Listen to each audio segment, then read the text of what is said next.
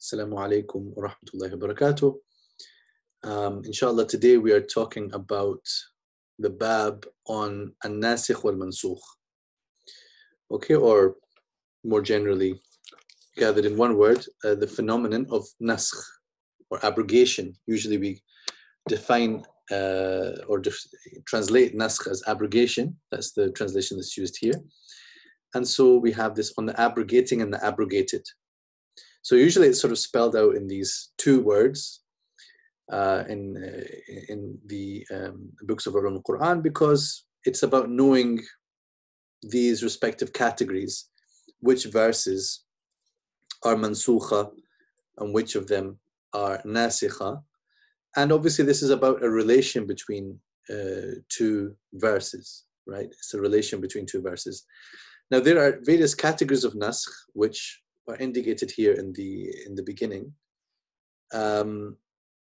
but you know, I don't think he addresses here the issue of naskh by other than the Quran. So we got naskh of the Sunnah and etc., which is not the immediate concern here.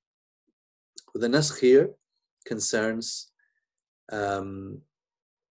we've got here in terms of its linguistic definition, and then its shar'i definition. So let's hear the start of this. الباب السابع في الناسخ والمنسوخ.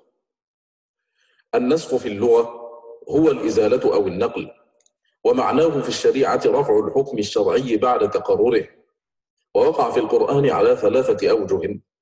الأول نسخ اللفظ والمعنى، كقوله لا ترغبوا عن آبائكم فإنه كفر بكم. والثاني نسخ اللفظ دون المعنى، كقوله الشيخ والشيخة إذا زنيا فارجموهما البتة نكالا من الله والله عزيز حكيم. والثالث نسخ المعنى دون اللفظ وهو كثير، وقع منه في القرآن على ما عده بعض العلماء 200 موضع، 12 مواضع منسوخة، إلا أنهم عدوا التخصيص والتقييد والاستثناء نسخا. وبين هذه الأشياء وبين النسخ فروق معروفة، وسنتكلم على ذلك في مواضعه. Okay, so it's a fairly short account of naskh here. النسخ في اللغة, it's removal and transference. So he's given the word aw, okay, and maybe in some copies it's wa, which is fine, but the fact is it has both those meanings, but not at the same time, right? So it's better to say or transference. Afwan. That's amazing that or in the Arabic keyboard. Oh no, I thought it was haq there for a second. No, it's khaqa. No good. Okay, so or transference. هو الإزالة أو النقل. Its meaning in the Sharia, so its technical definition. So let's use the word definition here, although ومعناه في الشريعة, he's not used the word تعريف, but he means definition. رفع الحكم الشرعي بعد تقرره. So that's a very short definition, maybe not the most precise definition that you can find of naskh, but the pertinent part of this is that he is saying that it is connected to the hukm. Okay, so the lifting, it's a literal definition of rafa', literal translation of rafa', the lifting of something. But in English as well, we talk about something being lifted in the sense of no longer applying. Of a judgment of Sharia, so we are going with ruling for hukum in general.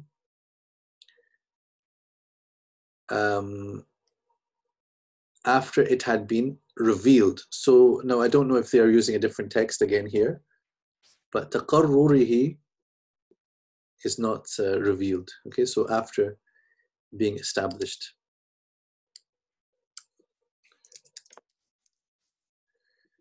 If you see revealed, it might sort of introduce a little bit of confusion there, because that rafa' is also by revelation, right? So after one hukm has been established by revelation, then it is lifted also by revelation.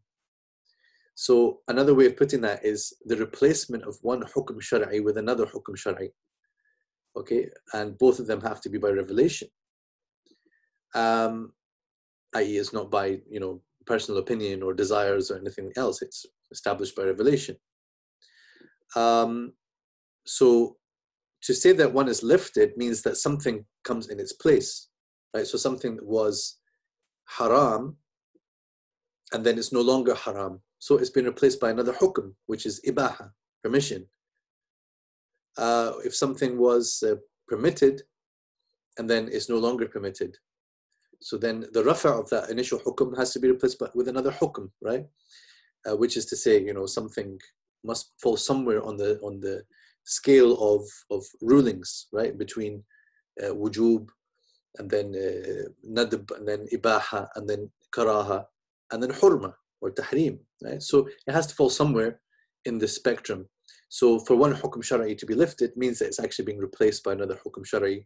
So some definitions will express it in that way. We wouldn't say decided here. I wouldn't say decided. In some context, you could use the word decided, but we're speaking here about something, which is in revelation. So decision sounds like someone has to think about it and then reach a decision, or there's a committee and they have to debate something and then they decide. Sometimes you use the word decide for Allah Azza wa Jal. It's not necessarily wrong, but I think it would sound strange here. So there are three forms in which it occurs in the Quran. Okay, and the first, indeed even the second one, is not so much in the Quran. Right, so the first of these is naskhul lafzi wal ma'na. Now, in other places you might find this expressed as naskhul tilawati wal hukm. Okay, or ma'al hukm. So the lafz is the utterance, it's the words. Okay, so it's the presence of the ayah as a piece of text that will be written in the mushaf and will be recited. So this naskhut tilawa, of course, is replying also to the mushaf and the rasm, not just to the recitation itself, right? If you took naskhut tilawa, that expression too, literally, you might say, okay, when you come to this ayah, just stay silent, okay, because there's naskhut tilawa. No, it's also not going to be in the mushaf, right? So naskhul lafzi is perhaps broader and encompasses both these aspects of naskh, right? Wal ma'na.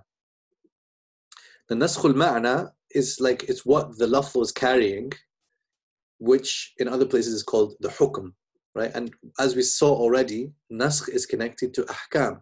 It is not connected to akhbar, right? Because a statement which is made, a khabari statement, declarative statement, is not the kind of thing that can be mansukha, right? The only places that we'll consider a khabar to be mansukh is if the khabar was conveying the meaning of an amr or a hukm, generally speaking, right? So naskhul lafzi wal ma'na. So that's what the word ma'na can be used here instead of hukm, but hukm would be more technically useful to remind us of the fact that we're dealing with ahkam. كقوله لا ترغبوا عن آبائكم فإنه كفر بكم. Now this example, and I did a little bit of digging into this. Perhaps more digging is required because I could not see why he would give this as an example of naskhut tilawati ma'al hukm. Right. So this, as mentioned here, there is a hadith in which Umar radiallahu anhu is mentioning a number of things. It's a khutbah, and in that he says, ثم إنا كنا نقرأ فيما نقرأ من كتاب الله. So he expresses that this was something that we used to recite, and those kind of expressions from the Sahaba tell us that apparently this was something that was part of the Quran, and then it was revealed later that no, this is not part of the Quran anymore. So it's naskhut tilawa. And there may be things of that nature that got forgotten and we don't have the wording expressed anymore, but then in some narrations you have the wording is expressed of things that were, mansukha. So this is an example of that, although in the hadith itself there's like a couple of variations, I think even here.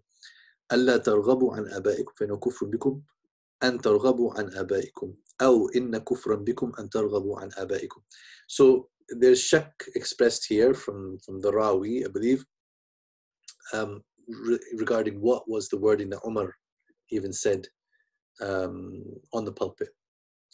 Okay, so then clearly this is not sort of firmly in people's minds. It's the wording is being narrated here as a hadith, even though it's a sahih hadith. It's still, you know, in the category of ahad. It doesn't rise to the level of being Quran. It's not Quran.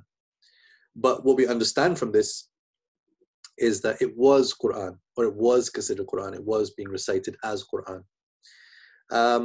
I looked at what Sheikh Tayyar also mentioned here. He doesn't really explain the specifics of the words of the former ayah, let's say, but he does. He mentions that some scholars.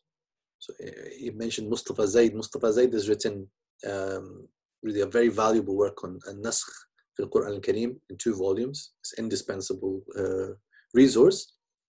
But Mustafa Zaid in that book has dismissed this narration, and Sheikh Tayyar in his commentary on Ibn Juzay's introductions here, he just says one should not be so hasty to dismiss something just because it looks strange or whatever, right? It's not enough reason, but you know, one has to do one's best to understand it. Now, in Fath al-Bari, we have got some commentary on this hadith, and from that you can find this link to the issue of ud'uuhum li'abaihim, right? So other ayahs which tell us that we must ascribe ourselves to our fathers, right? So la targhabu an abaikum then is to mean do not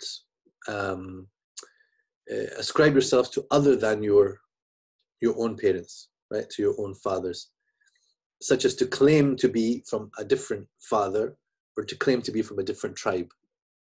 فَإِنَّهُ كُفْرٌ, and there's various versions of that as well. فَقَدْ كَفَرَ, or there's different narrations of this. Doesn't have to mean kufr as such, but it could just mean it is, and doesn't have to mean kufr billah also. It could just be a kufr bihim, or it's a kufr in the sense of denying and rejecting your true parentage, or it could be kufr billah in a sense, in that because Allah Azza wa Jalla has instructed you and has given you your parentage, and then you're denying what Allah has given you, and you're denying what Allah has instructed you.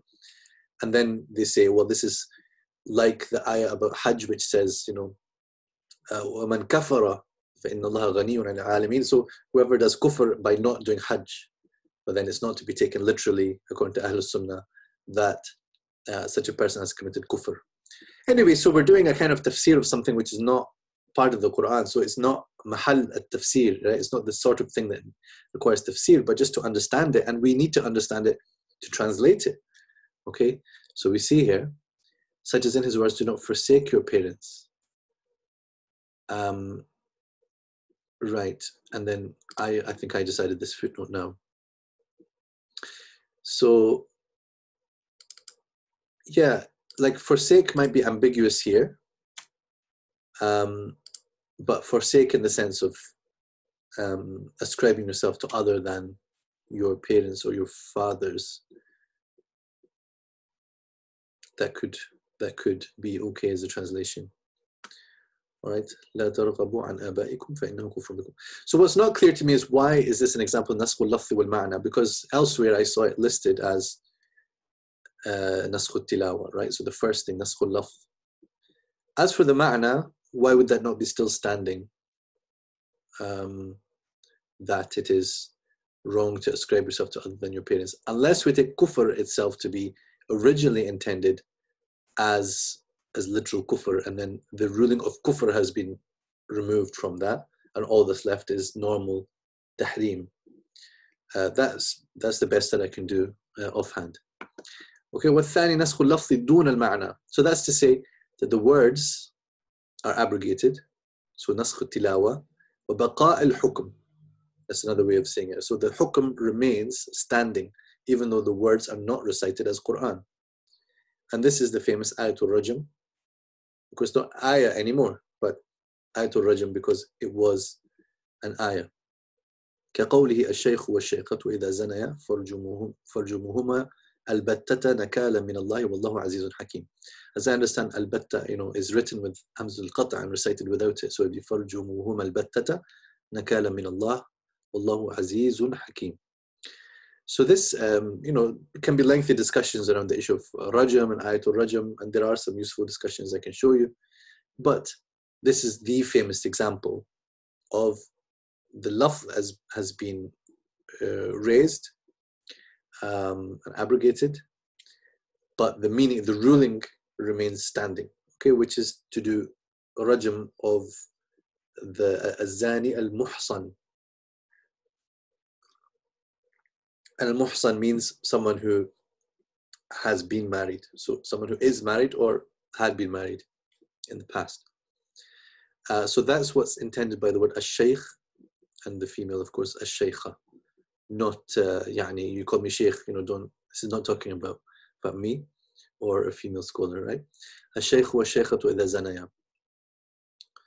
But I am married, so do what you got to do. Allah protect us. فَرْجُمُهُمَ الْبَتَّةَ نَكَالًا مِنَ اللَّهِ وَاللَّهُ عَزِيزٌ حَكِيمٌ. Right. The abrogation of literal expression and not the meaning, as in his words, the mature man and mature woman, if they commit adultery, then stone them decidedly as an exemplary punishment from Allah, and Allah is mighty wise. Okay. So then you have the most common of these is naskhul ma'na dun al-lafz. Right, so I don't like what they've done here about literal expression. Right? Lafz is not literal expression, there's nothing about literal. Unless by literal they mean words. Okay, and then why not just say words or wording?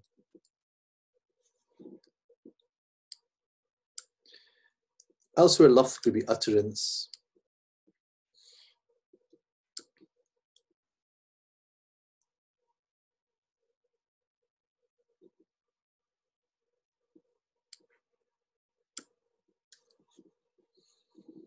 Which very often occurs in the Quran. Some of the scholars count it as 212 places.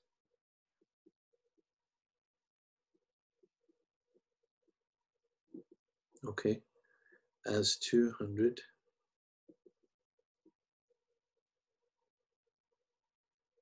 It's a kind of awkward expression here in the Arabic, like عده بعض العلماء 100 موضع 12 مواضع.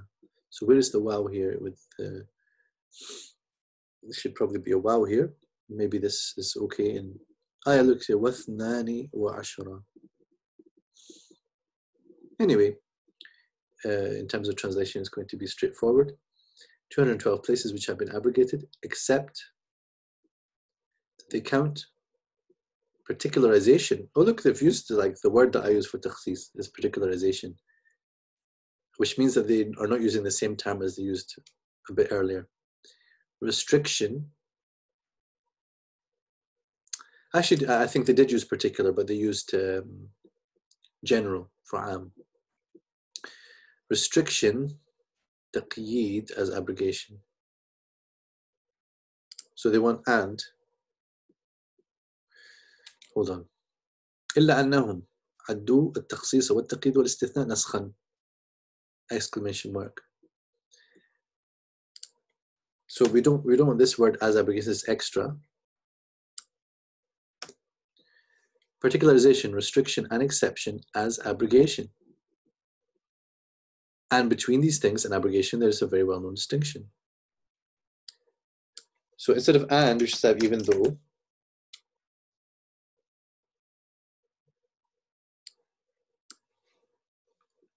And just to make this sentence clearer, put that here, even though there is a very well-known distinction between these things and abrogation.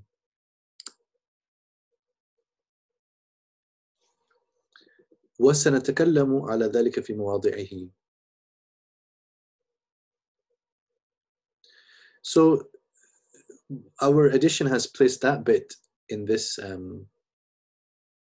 paragraph. But it's all right if we consider that to be part of the next paragraph. Okay, talk about that in its places.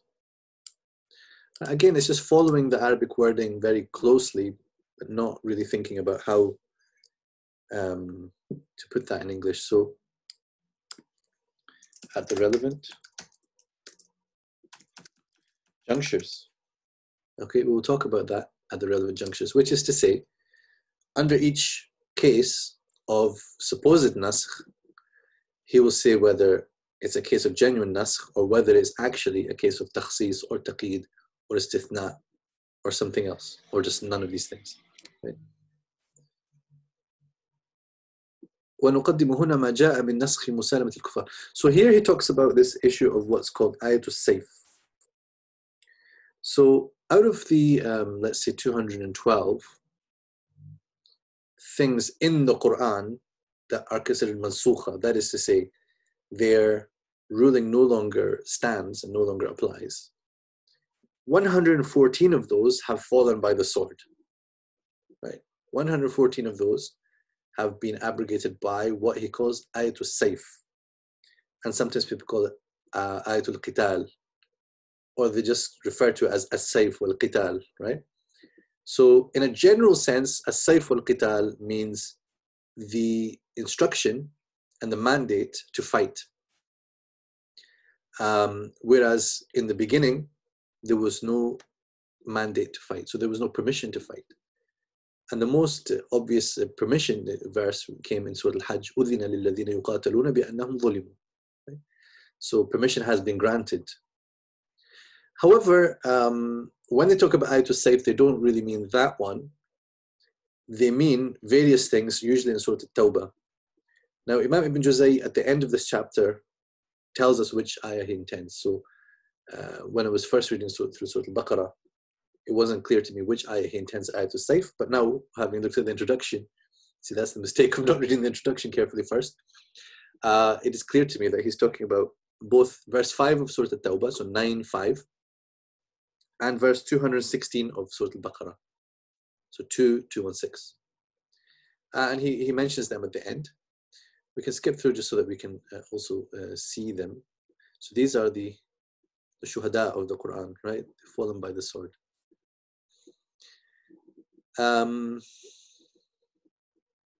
It's a lot, huh? Okay, so نسخ ذلك كله فقط المشركين in Surah At-Tawbah كتب عليكم القتال Al-Baqarah. Right? So needless to say, there's a lot to be said about this, and I've said some of those things, but I will say them now because we're doing introduction as well. And I will read through with you some parts from my thesis in which I've talked about this. So the basic idea is, let's see. هذه المسألة استمدها ابن جزي من الغزنوي. He mentioned al-Ghaznawi in the last chapter, right? And he's basically taken it as is from al-Ghaznawi, apparently. Just very slight difference.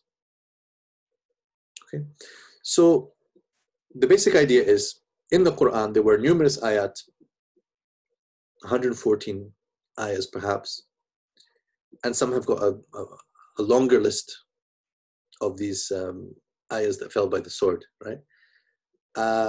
They all contain some kind of ruling of musalama, which is to say, or mutaraka. So anything that indicates being at peace with the enemy or being at peace with non-Muslims, because it's not the same thing. Obviously, the two statements are not the same thing.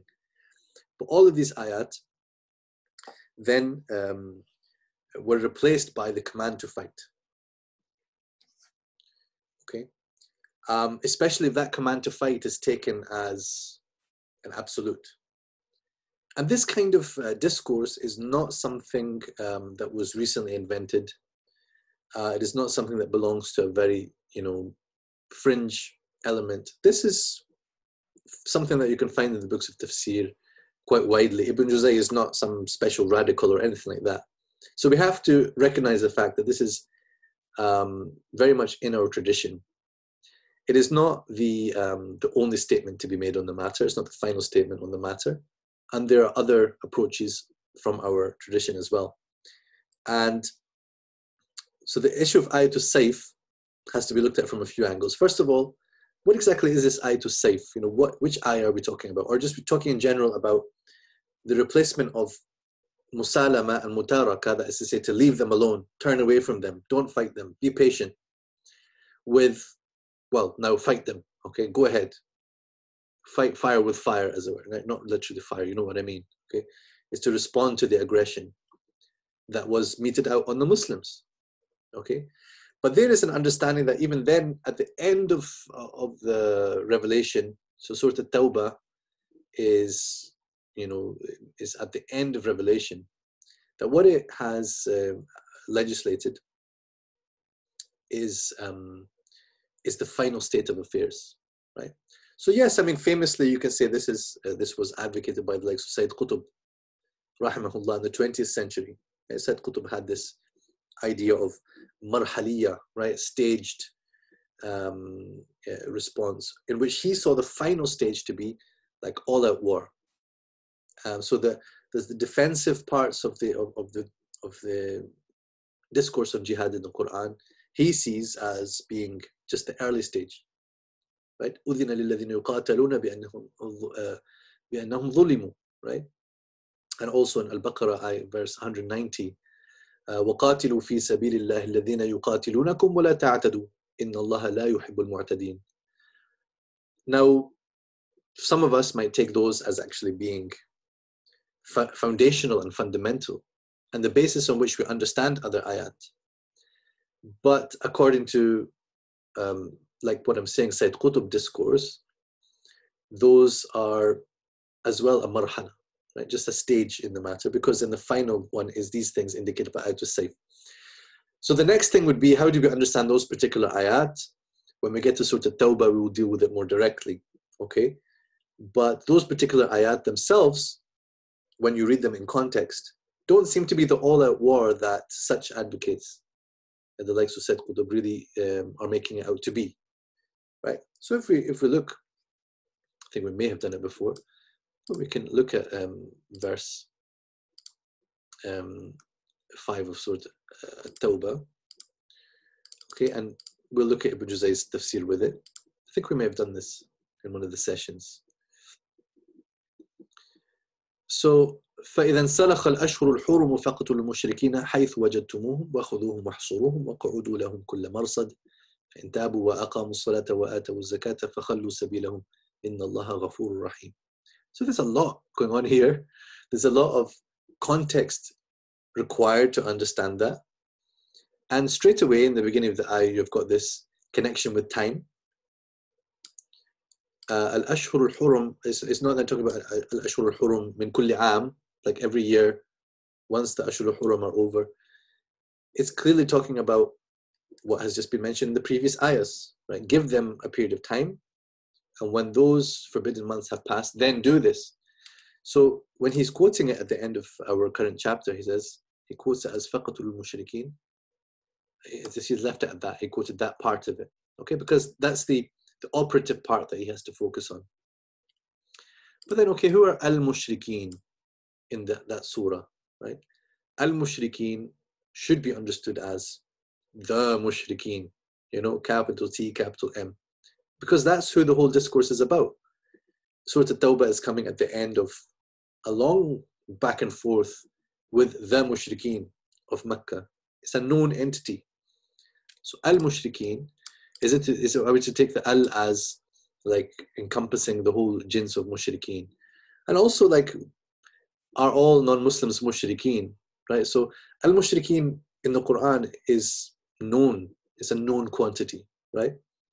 So they are to be fought. So are we then making a kind of qiyas or extending the ayah beyond that when we say this is ayatul sayf, you know, which is then the final stage of engagement? This is also like coming in response to like a long process of trying to be at peace with these people and trying to invite them to the way and trying to get them to clear the way and make way for the da'wah of Islam. And then finally, this is the the instruction given. But Surah At-Tawbah can be seen as a very time-bound thing, and it has to be read with some coherence and consistency going through it. There's a good article by Professor Abdul Halim, which also I can share with you, concerning that contextual reading. But this is just to draw our attention to what that is. So then we can look at what these ayahs are, and just like you can notice that some of these things, like, it really does deserve scrutiny. وَقُولُوا لِلنَّاسِ حُسْنًا. I mean, that's the first one that's mentioned. And we did read it, of course, in Al-Baqarah, but I'm just going to maybe have a quick look at Ibn Juzayy concerning this ayah. Hopefully he did not say it's mansukha.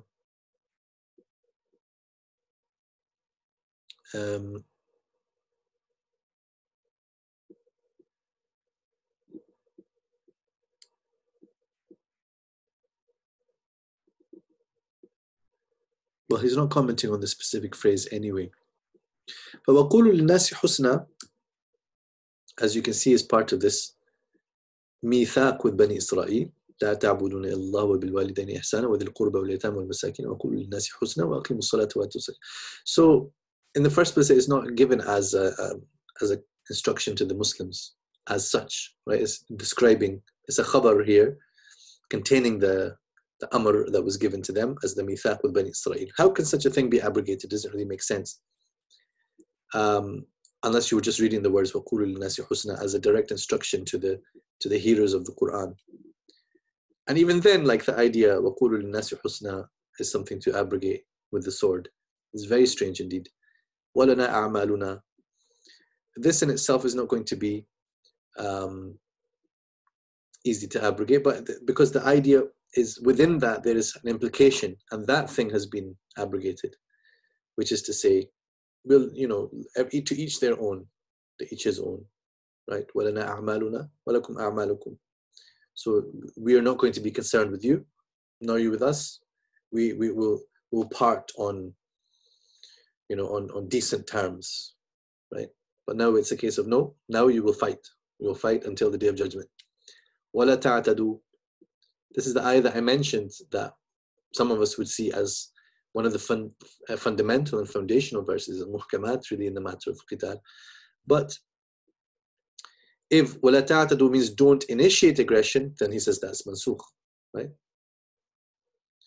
وَلَا تُقَاتِلُوهُمْ قُلْ قِتَالٌ فِيهِ كَبِيرٌ. Even that is like وَلَا تُقَاتِلُوهُمْ عِنْدَ الْمَسْجِدِ الْحَرَامِ. It's not لَا إِكْرَاهَ فِي الدِّينِ. I mean, it's quite hurtful. These are the ayahs that sometimes we use in our da'wah so much, and then you're told لَا إِكْرَاهَ فِي الدِّينِ is mansukha. And the Pope once said this, right? Not the current Pope, this friendly one. The previous one, he gave that speech, and he said that he was quoting someone and indicating that La ikraha fi din was I think he even suggested it was a Makki verse, but anyway, he was saying that it has been abrogated. Most of the scholars do not consider it to be abrogated, but what they're saying is that the ruling that ikrah, anyway, if you say La ikraha fi din has been abrogated, then you're saying, well, there is ikrah fi din, and ikrah fi din would be forcing people to convert. And to say that is a very severe statement. And it would only make sense within the sort of framework of saying that when you fight people and you give them the choice that either you convert or you pay the jizya or we fight you, then you are giving them the option pretty much between belief and death. So this is ikrah. Okay. But that's all sort of rational considerations which lead you to say, well, that's ikrah, and therefore la ikraha fi din. It cannot be considered a standing ruling of the Quran. But it's a problematic thought process in general. Ali Imran, فَإِنَّمَا عَلَيْكَ الْبَلَاغُ مِنْهُمْ إِلَّا أَن تَتَّقُوا مِنْهُمْ تُقَاةً. Okay, so I don't want to go through all the specifics of these examples, but I was shedding light on it a little bit. We'll read through and we'll look at the translation, and then we'll talk in some more detail. ونقدم هنا ما جاء من نسخ مسالمة الكفار والعفو عنهم والإعراض والصبر على أذاهم بالأمر بقتالهم، ليغني ذلك عن تكراره في مواضعه، فإنه وقع منه في القرآن 100 آية و14 آية من 54 سورة. Yeah, so to make explicit, Ibn Juzayy is endorsing this statement, unfortunately. ففي البقرة: وقولوا للناس حسنا ولنا أعمالنا ولا تعتدوا، أي لا تبدأوا بالقتال، ولا تقاتلوهم، قل قتال فيه كبير لا إكراه. وفي آل عمران: فإنما عليك البلاغ منهم تقاه. وفي النساء: فأعرض عنهم في موضعين: فما أرسلناك عليهم حفيظا لا تكلف إلا نفسك إلا الذين يصلون. وفي المائدة: ولا آمين عليك البلاغ عليكم أنفسكم. وفي الأنعام: لست عليكم بوكيل ثم ذرهم عليكم بحفيظ وأعرض عليهم حفيظا ولا تسبوا فذرهم في موضعين: يا قوم اعملوا قل انتظروا لست منهم في شيء. وفي الأعراف: وأعرض وأملي لهم. وفي الأنفال: وإن استنصروكم يعني المعاهدين. وفي التوبة: فاستقيموا لهم. وفي يونس: فانتظروا فقل لي عملي وإما نرينك ولا يحزنك قولهم، لما يقتضي من الإمهال: أفأنت تكره فمن اهتدى، لأن معناه الإمهال. واصبر. وفي هود: إنما أنت نذير أي تنذر ولا تجبر، اعملوا على مكانتكم وانتظروا. وفي الرعد: عليك البلاغ. وفي الحجر: ذرهم فاصفح لا تمدن أنا النذير وأعرض. وفي النحل: إلا البلاغ عليك البلاغ وجادلهم واصبر. وفي الإسراء: ربكم أعلم بكم. وفي مريم: I would just draw attention to one thing in this list. So Ibn Juzayy would not have written these ayah numbers. Okay, ayah numbers are, no could say bid'ah or whatever, but they're something which is much more commonplace for us to use. And I don't know when people started using them, because it's not that convenient for scholars of old to use ayah numbers. First of all, there are differences in the numbering systems. That's not really the main point here. But just like their mushaf might not have had numbers all the way through it. They memorized the surah and they're not really thinking about ayah numbers.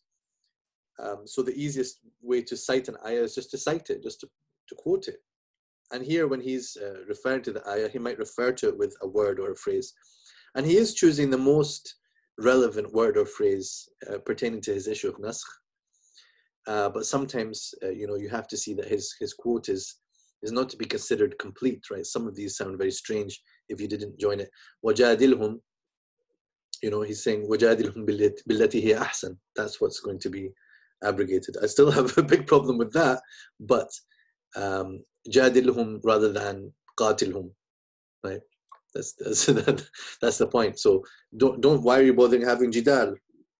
Jidal has been replaced with qital. That's the idea. وأنذرهم فليمدد فلا تعجل. وفي طه: قل كل متربص. وفي الحج: I mean, some of these is very hard to understand, فلا تعجل بالقرآن من قبل أن يقضى إليك وقل رب زدني علما. Where does the naskh come in here? It would be interesting to look into some of these. إن جادلوك وفي المؤمنين فذرهم ادفع وفي النور فإن تولوا وما على الرسول إلا البلاغ وفي النمل فمن اهتدى وفي القصص لنا أعمالنا وفي العنكبوت أنا نذير بما يقتضي من عدم الإجبار وفي الروم فاصبر وفي لقمان ومن كفر وفي السجدة وانتظر وفي الأحزاب ودع أذاهم وفي سبأ قل لا تسألون. You know, to me, this feels like when horrible tragedies happen, and then someone reads out the list of the martyrs. فاطر إن أنت إلا نذير وفي ياسين فلا يحزنك وفي الصافات فتولى وما يليهما وفي صاد اصبر أنا منذر وفي الزمر إن الله يحكم بينهم لما فيه من الإمهال فاعبدوا ما شئتم يا قوم اعملوا فمن اهتدى. I mean, فاعبدوا ما شئتم was never going to be permission to worship or whatever, right? It was never going to mean that. It's always going to be a warning, you know. أنت تحكم لأن فيه تفويضا وفي المؤمن فاصبر في موضعين وفي السجدة ادفع وفي الشورى وما أنت عليهم بوكيل لنا أعمالنا فإن أعرضوا وفي الزخرف فذرهم فاصفح وفي الدخان فارتقب وفي الجاثية يغفروا وفي الأحقاف فاصبر وفي القتال فإما منا بعد. Okay, القتال is Surah Muhammad عليه الصلاة والسلام. But of course in this context we're going to call it القتال. وفي قاف فاصبر وما أنت وفي الذاريات Of course وما أنت, you know, you don't get anything from that. So like he's citing the ayah, but he's obviously not explaining the part that is abrogated per se. Let's see this footnote here in Al-Qital. فإما مَنًّا بَعْدُ, is it? What's he referring to? Yes, so about granting, you know, ransoming captives. أحكام تسهيل التنزيل. Ibn Juzayy has this book. The Tafsir, verse 4. So then he, in the other book, seems to go against the idea of abrogation of it.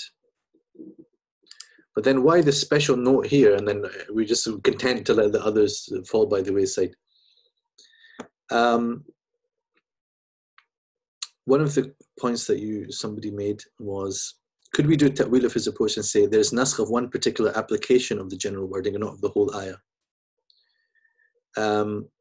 Yeah, in a sense. So there could still be some operative aspect of the ayah, not that the ayah is completely 100% gone, but when he says lima fihi min al-imhal, right? So it's giving them time before some, you know, the resolution will come, which is qitar. So then that is gone, right? They're giving them time. Fasbir, fasbir, fasbir. You know, it's not saying that don't have sabr ever again. You have sabr, but the implication of it, the original implication of it, that is to say, fasbir, was just hold on. The time will come, qital will come. When it came, all that command of sabr, or that aspect of the command of sabr, is gone. So that's what they mean by it's abrogated. So that's a good subtlety that you've raised, Yunus. Muhammad is saying, yeah, that sometimes we can see from the actions of the khulafa. Otherwise, this is a bit more detailed than I can read right now. Emin is asking, can you elaborate why it would be a warning in a zumar? فَاعْبُدُوا مَا شِئْتُمْ. let's have a look at the ayah since I mentioned it. Okay, which ayah is it in? Verse 15. So let's just take a look so that we can reflect on what sort of ayah it is.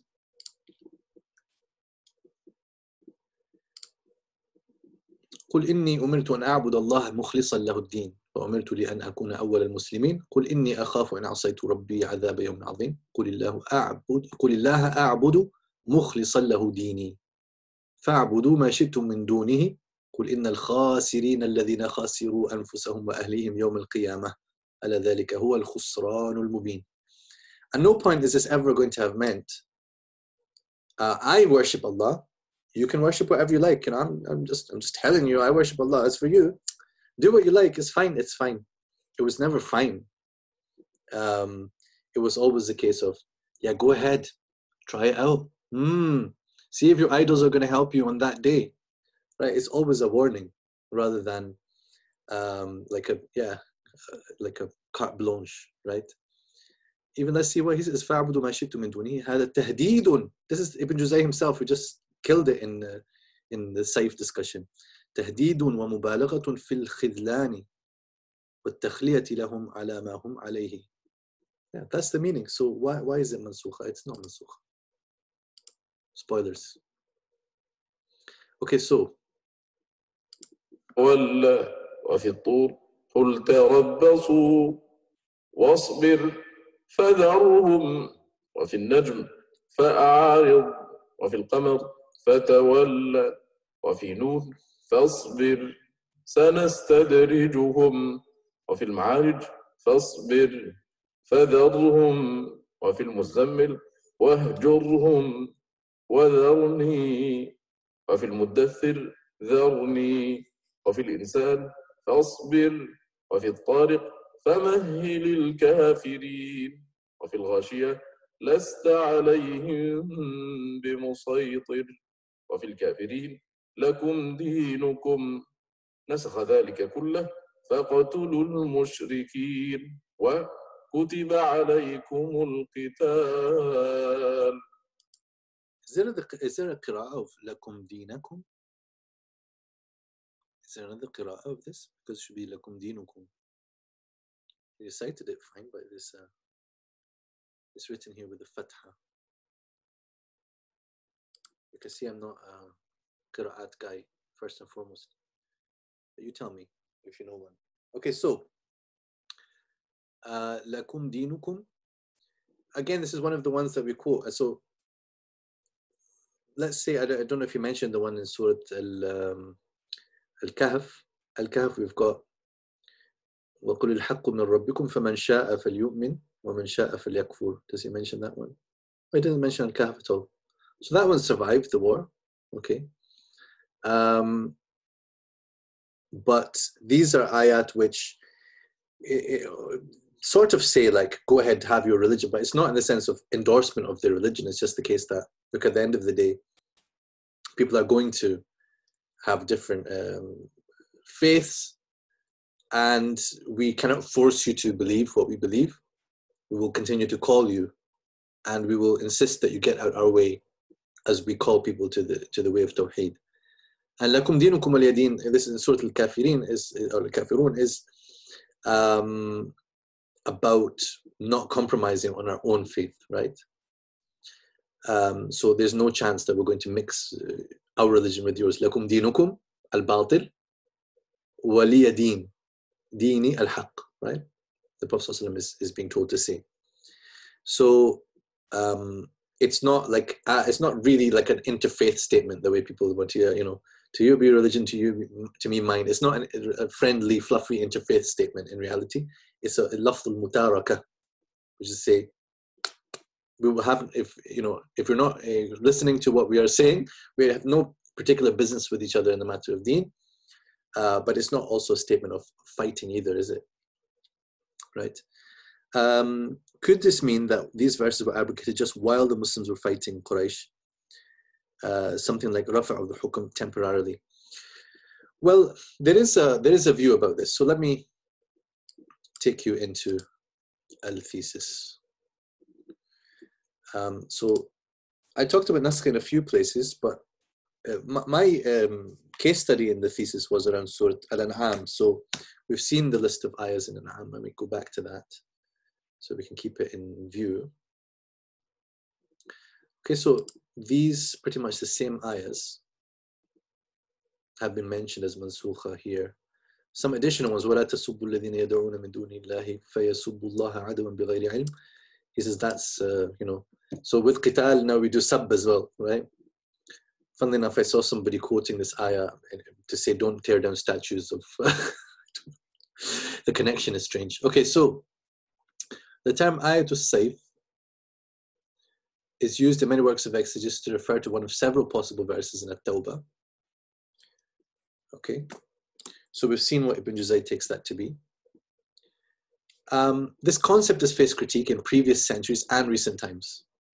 Of the exegesis that I was studying, we found Muqatil and Al-Tabari have mentioned that some of these are abrogated. But what's interesting is that they didn't tend to agree with each other.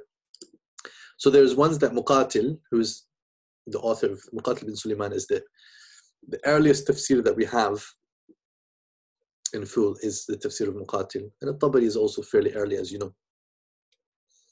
Muqatil listed a few verses, and Al-Tabari actually disagreed with him. Although I don't know if he was looking at Muqatil, but what I mean is he responded to the idea that those were abrogated. And then the ones that Tabari considered abrogated, Muqatil didn't consider abrogated. So that tells you something as well. That tells you that something which is not agreed upon as abrogated, it's on shaky ground. It's on shaky ground. We should certainly take seriously the claims of naskh where there is agreement, even broad agreement. Maybe some people disagreed, but were standing on flimsy ground themselves in terms of trying to reconcile it in a way that's not naskh. But where there are people are scattered on the matter, it means that there is a reasonable explanation other than naskh. And where there's a reasonable explanation other than naskh, we should tend towards that explanation, right? I don't believe Ibn Juzayy mentioned that in his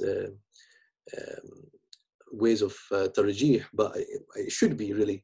So the asl is that we take a verse as muhkama rather than mansukha, right? So we mentioned Muqatil said, say I am not a keeper, wakil over you, and we have not made you their guardian, hafiz or wakil, right? In another ayah, lasta minhum fi shay in 159. The assumption is that each of these verses contains an implicit instruction not to engage in conflict. And this was lifted by the legislation of responsive warfare and then the mandate of continued offensive campaigns. Tabari considers Ayatul Sayf to be this one, 9.5, same as Ibn Juzayy mentions. Mustafa Zaid, in his book, the one that I mentioned to you before, argues that the mushrikeen were the specific polytheists. He's not alone in arguing that. I just needed to cite something. Right. It is noteworthy that Al-Tabari does not agree with the three verses of Muqatil.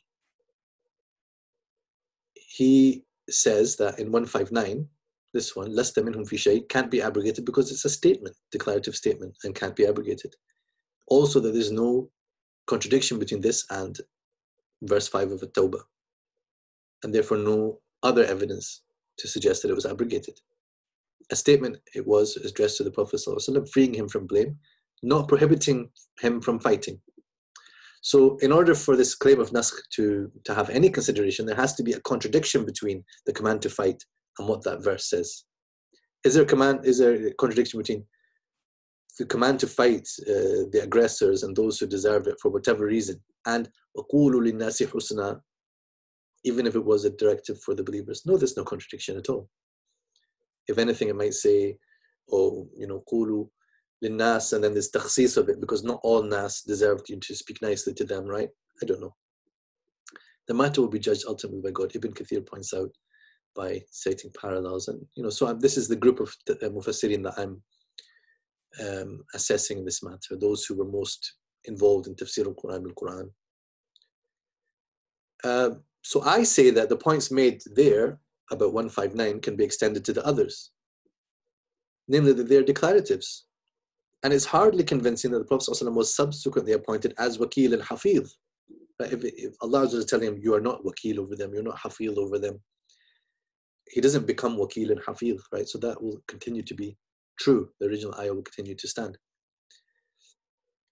Verse 66, the first one here. Well, I'm not here as your guardian. Some provided parallels, thus supporting the meaning rather than cancelling. Ibn Kathir links it to the one that I cited to you before. فَمَنْ شَاءَ فَلْيُؤْمِنْ وَمَنْ شَاءَ فَلْيَكْفُرْ. Similar applies to 107, their guardian. Okay, so I don't want to get too bogged down in all the details. This appeal to context thus represents another tool employed by those exegetes who seek to minimize the application of abrogation theory. Okay, so let me say something here. We have got the tendency to have loads of examples of naskh, and then we've got the tendency to reduce and minimize the occurrences of naskh. Right? I'm going to say more on that. But as time has gone on, scholars have tended more towards this minimizing approach. So by the time you get to As-Suyuti in Al-Itqan fi Ulum al-Quran, there's only about 21 verses that he considers to be mansukh in the Quran. So not 114 by the Saif alone, and 200 and something altogether. So he sees about 21, if I recall correctly. And then you've got other ulama who said, no, it's actually Suyuti's list itself needs to be further refined. So they said, oh, I only think there's 8. Or some said only 5. Mustafa Zaid, I think, has 5. Shah Waliullah Dehlawi has 5. 5 verses which are mansukh in the Quran. Compare that to 200 something, right? 100 and so by the sword alone. Right? And then you've got a few scholars who don't agree with the idea of naskh at all. And this is not a mainstream position. In terms of classically, you have Abu Muslim al-Asfahani, who is a Mu'tazili mufassir, who Imam Razi quotes, occasionally in his tafsir. Sometimes he agrees with what Abu Muslim is saying. Sometimes he disagrees with what he's saying. But Al-Razi has preserved for us Abu Muslim's observations. And when it comes to naskh, Abu Muslim is always trying to find a way to say, well, this is not naskh. Right? Why is it not naskh? And sometimes his point is convincing and sometimes it's not. And sometimes Al-Razi refutes him. Sometimes he accepts his point. And then in modern times, you have got various scholars who want to do away with naskh altogether. And maybe we'll talk about that as well. So the 2 verses which At-Tabari says are abrogated in Al-An'am are these ones, 70. It's not on this list of Ibn Juzayy, which involves leave them, yeah? ذَرِ الَّذِينَ اتَّخَذُوا دِينَهُمْ لَهْوًا لَعِبًا وَلَهْوًا. Okay? And turn away وَأَعْرِضْ عَنِ الْمُشْرِكِينَ. 106 is there, yeah? So he narrates that from Qatada and the other one from Ibn Abbas. And he says, نَحْوُهُ, all verses advocating tolerance of the polytheists were abrogated by this safe. Okay? And I just point out that the same kind of reconciliation can be made as has already been argued, right? And then I talk about in chapter 3, I discuss general critiques. But before that, let's get this Ayatul Saif issue. Let's get this a little bit addressed. Criticism has long been leveled at its excessive application, particularly the sword verse. And I quote here, there's Abdul Halim's paper is mentioned here, the title of it. That's actually the title of his book. It was very new, that's why I didn't have access to the exact title at the time. As-Sakhawi, Ali bin Muhammad as-Sakhawi, noted that as many as 124 verses had been declared, so and that's even more than was mentioned here, as abrogated due to this verse. He states that the only thing that would be abrogated by the verse of fighting is the prohibition of fighting, and this does not extend to verses which were intended to boost the morale of the Prophet and believers by advocating patience. He further decries the practice of declaring abrogation on mere supposition, pointing out that divergence of opinions over which verses are abrogated or not is a sign that certain knowledge is not obtained in such cases. Then he says that the likes of what was narrated from Ibn Abbas should not be taken at face value, as speakers did not intend naskh in its technical sense, We've said what technical nasakh is: replacing the ruling of an existing locution by means of a subsequent locution, which is to say an ayah or hadith, right? But instead as a general term in reference to changing circumstances. So things like takhsis or whatever, just one thing being followed by another thing, another circumstance. So this is getting a bit closer to what Muhammad Matar is saying here. He denies that the earlier statements, such as in this surah, Al-An'am, should be interpreted as prohibition of fighting because the Prophet ﷺ was not in a position to fight at that stage. By way of analogy, he states, a poor person is told to be patient with his poverty, but when he becomes rich, he is obliged to pay zakat. Yet this does not entail any contradiction between the obligation of zakat and the need for patience. Such an abrogation is said to occur. And then Az-Zarkashi, in Al-Burhan fi Ulum al-Quran, has linked this to the idea of مَا نَنْسَخْ مِنْ آيَةٍ أَوْ نُنْسِهَا. So, or نَنْسَأْهَا أَوْ نَنْسَأْهَا in the other qira'ah. So the munsa' is delaying an ayah. So what he advocates about that is, it means that the latter entails, so naskh is permanent cancellation of the earlier ruling, whereas insa' is, is something that allows for return to that earlier ruling if circumstances dictate. Right, so I talk about that in the footnote a little bit, but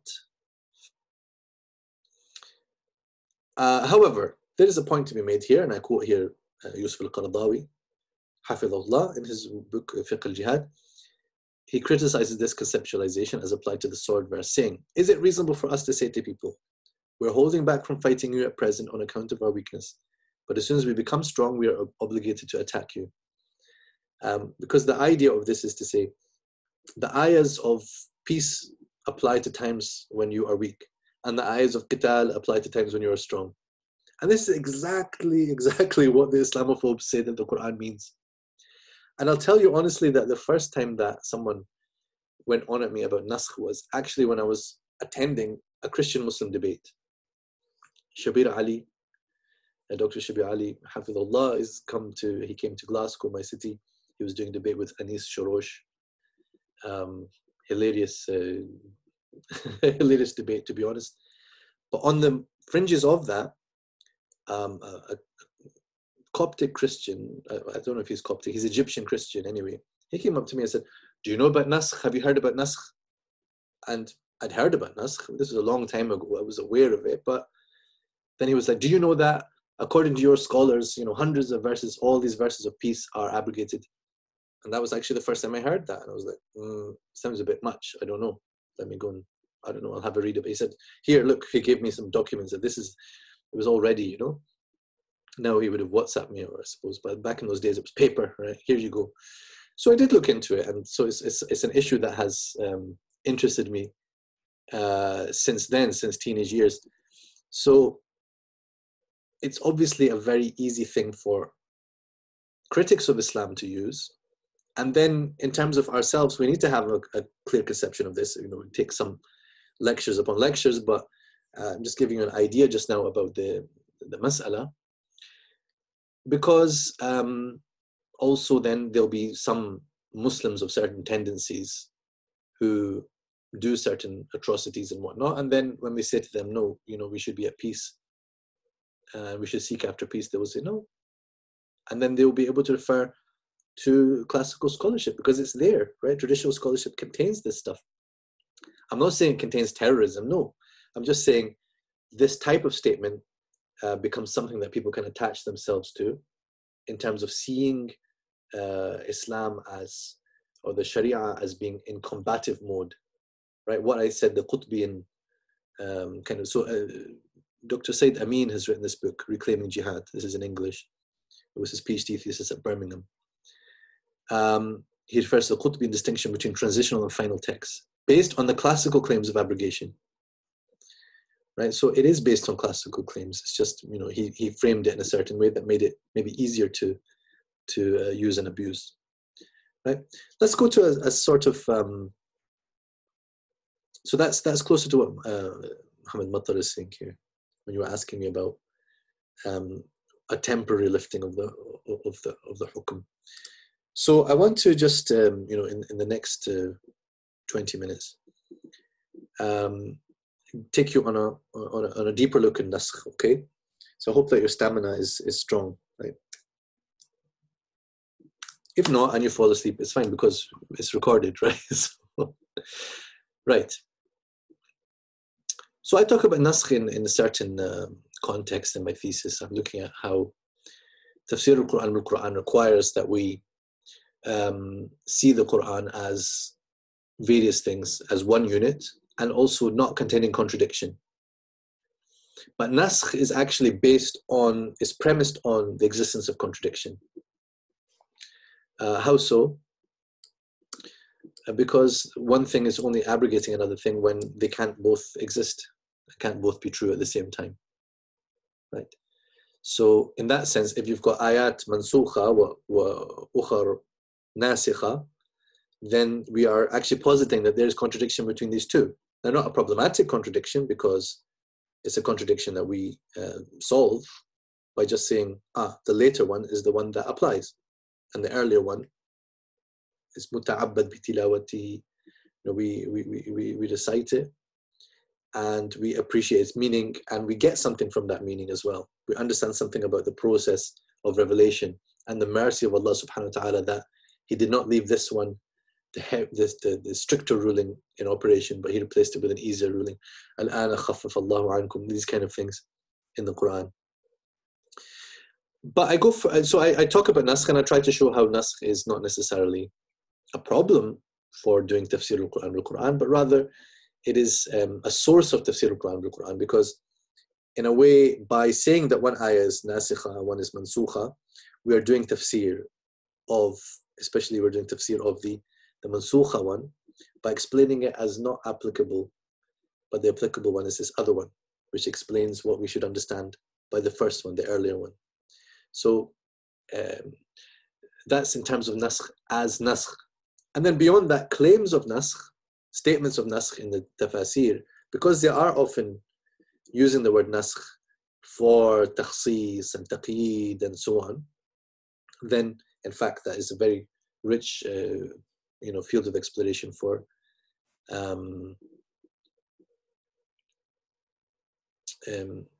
tafsir al-Quran bil-Quran. So let me just get to that part here. The essential point here is that theory of abrogation entails that there are in fact contradictory verses in the Quran, but the principle could be modified as no two muhkam verses in the Quran may contradict. I've not heard that stated, by the way. I don't know if some ulama have said that in their book, but you cannot say no two verses in the Quran contradict, because that's simply not true if there's naskh in the Quran, but rather no two muhkam verses in the Quran may contradict. One problem for this is the lack of agreement over precisely which verses are abrogated. It is necessary then for tafsir to delineate which verses are to be taken into account. Should an abrogated verse be overlooked completely? It is a form of TQQ, Tafsir al-Quran bil-Quran, which we will from now on refer to as TQQ, in that one verse explains that another is no longer active in a legal sense. In other words, it modifies its ruling to the utmost extent by cancelling it. Any further explanation of the abrogated verses for historical or literary interest with no juristic force. Right? So bear in mind, naskh is about ahkam, just to emphasize that again. The designation of the later verses abrogating is to point to it as the operable ruling. And then I pointed out that this is what we get from Shatibi in his Muwafaqat with regards to naskh. They used the word naskh in a much broader way than later scholars. So the Muttaqaddimun use the word naskh in a broader way than the Usuliyun. They use this term to describe qualifying the unqualified, particularizing the universal by connected or unconnected evidence, clarifying the vague or unclear, just as they would use it for the cancellation of a legal ruling by subsequent evidence, which is the later technical usage. This is because all the above shares one meaning, right? They have something in common. What is that? Modification of the original ruling, right? So for this reason, the word naskh was appropriate to use, but then we should not confuse that with the technical definition of naskh, which is used later on. Yeah. So I say that this makes claims of naskh extremely significant for tafsir al-Quran bil-Quran, even for naskh skeptics. because it shows the connection between two verses and their relevance to each other, and that one is essential to understanding the other. Okay. Another way in which these claims are significant is the implication of ta'arud, or contradiction. That implication can lead the mufassir to ponder more deeply on the verses to resolve the apparent conflict. And by resolving the conflict, you're not just driving off, somebody's doubt or somebody's accusation against the Quran. Actually, you might lead to deeper understanding of the ayahs. So, debates over abrogation. According to Az-Zarkashi in Al-Burhan fi Ulum al-Quran, the mainstream position of the Muslims has been to affirm both possibility and the fact of the matter. However, he notes the positions of some Muslim scholars who either rejected naskh altogether or restricted its applicability. Right? He doesn't name names, but he just indicates that there were some who disputed it, and of course, I mentioned Abu Muslim. So then we've got the texts in the Quran which indicate the existence of naskh, but there's some disagreement over how these ayahs are talking about naskh, and there's room for debate about ma nansakh min ayatin aw nunsiha, but I discussed this a little bit here. We won't get into that now.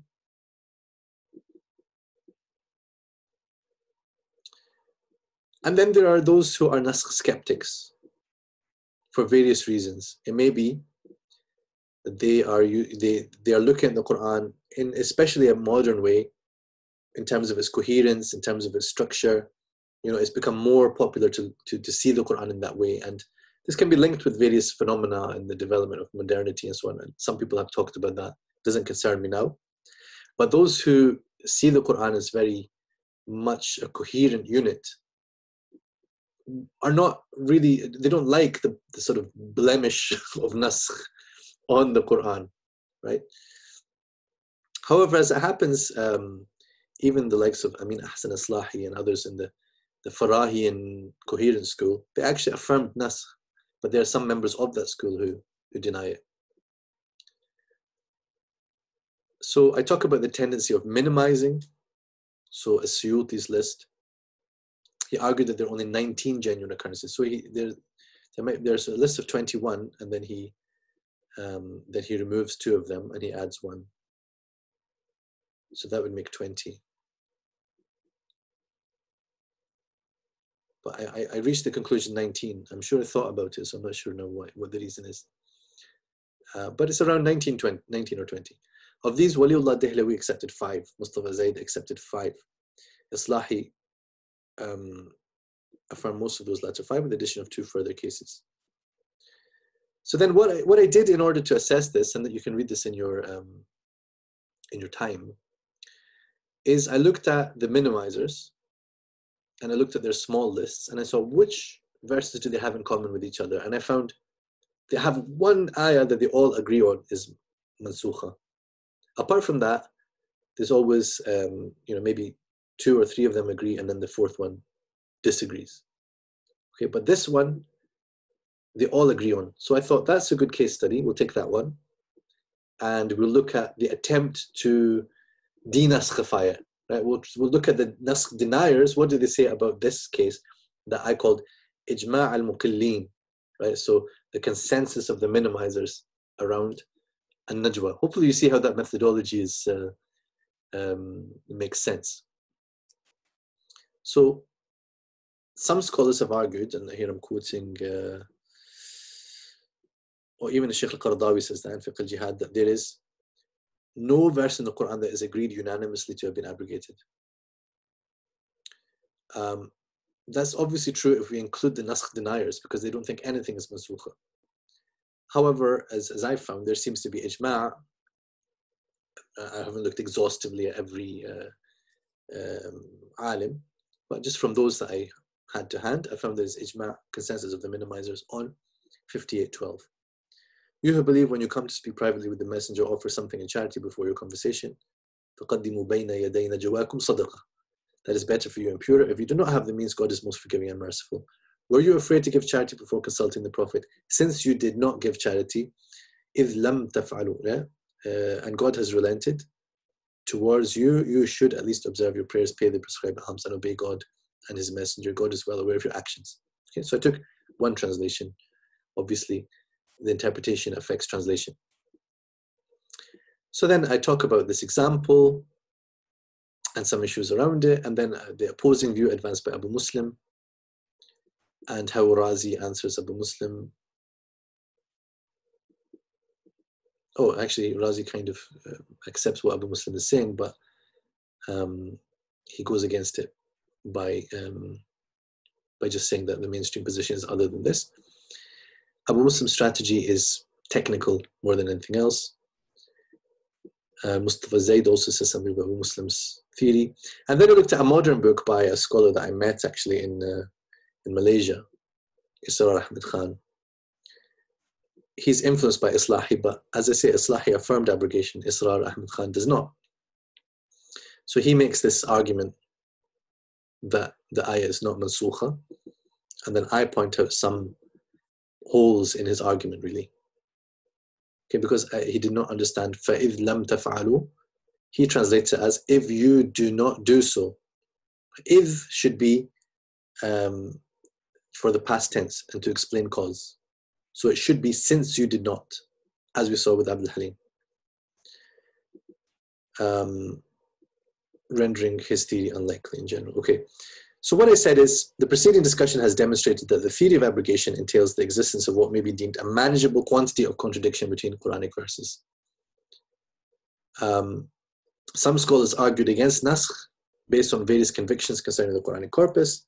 They have raised significant questions regarding the import of textual evidence for naskh, namely ma nansakh min ayatin aw nunsiha, right, in Al-Baqarah, and have provided alternative explanations for many of the alleged occurrences. However, some of those explanations fail to be more convincing than the claims of abrogation. Unless that is resolved, naskh will remain an essential part of the Mufassir's toolkit. Oh, look, I was using the word toolkit even then. The existence of minimizers and outright skeptics can certainly encourage greater rigor on the part of interpreters, and it is reasonable to expect harmonization efforts to be exhausted before resorting to abrogation. This is the classically advocated procedure. So this is my general point, is that you shouldn't rush to a judgment of naskh. As far as possible, be creative in trying to resolve the tensions between ayahs. And that will lead you to a greater understanding of each ayah, right? To resolve the apparent contradiction helps you to understand something about each ayah, because they have to be understood in light of each other, right?